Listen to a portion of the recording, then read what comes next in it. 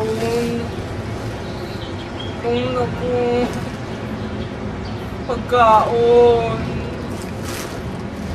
Gusto man kumangitag pagkaon, ani. Maluoy mo.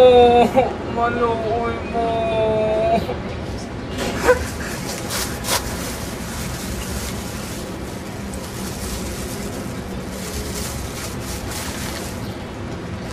Wala may pagkaon.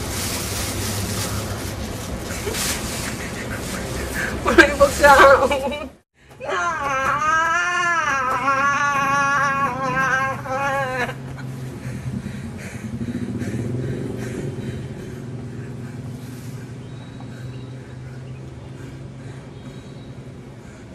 Nay, asa na ka, Nay?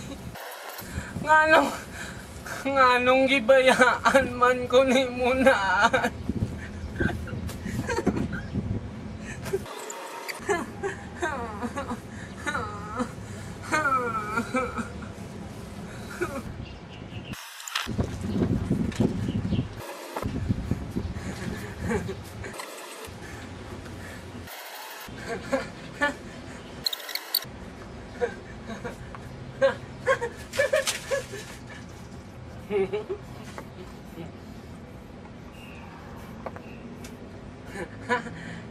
Lami lagi to, Nay.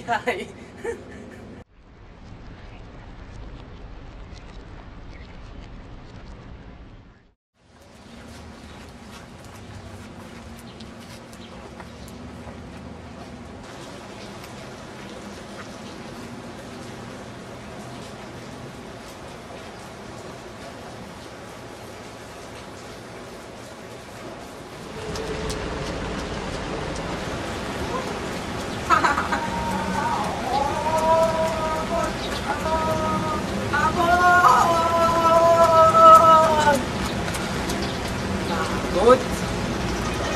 Alam niyo, ito yung paborito naming tambayan ng nanay ko. Nag-a-uplan kami dito. Abol! Abol! Abol! Abol! Nanay! Abol! Abol! Abol! Abol! Hanggang sa mapagod kami. Tapos ayun, pupunta kami ng Jollibee. Isa pang Chicken Joy. Paborito ko kasi yung Chicken Joy nung bata pa ako. Pagkatapos nun, magsisimba kami. Tapos dun, sabi ng nanay ko, iiwanan lang niya ako ng saglit. Hindi na siya nakabalik nun. Nawala na lang siya ng parang bula.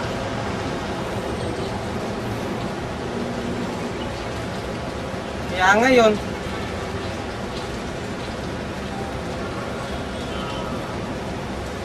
mag-isa na lang ako. Sabi nga ng mga taong nakakakita sa akin eh, baliw daw ako. Baliw daw ako. Baliw. Taong grasa. Adik. Basta, wala daw akong silbi sa lipunan. Pero hindi naman ako ganun eh. Kung alam lang sana nila kung anong kinatatayuan ko ngayon. Buti sila eh. May kanya-kanya silang pamilya. Eh ako, mag-isa. Walang matiran. Kaya ganun. Iba kasi sila eh. Ako ay ako. Sila ay sila. Mahirap bang maintindihan yon? Di ba? Di ba?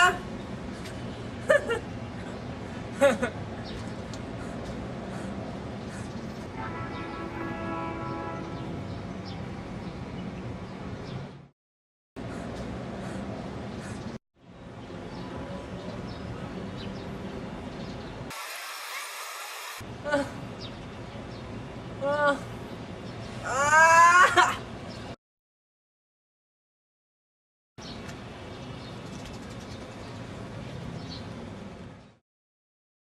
Uunahin kita, inay, sa malubha mong karamdaman, at kakalungin sa bisig ko ang mahinang katawan.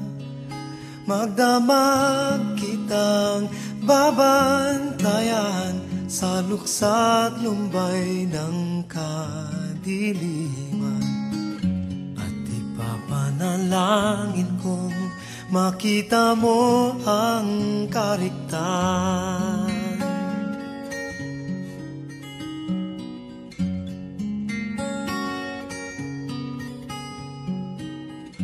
Uunahin kita, anak, upang ika'y makapag-aral, at sa bawat layunin mo'y karamay sa pagbabaga, sa kandungan ng kapayapaan, sa landas ng pagkakapantay-pantay.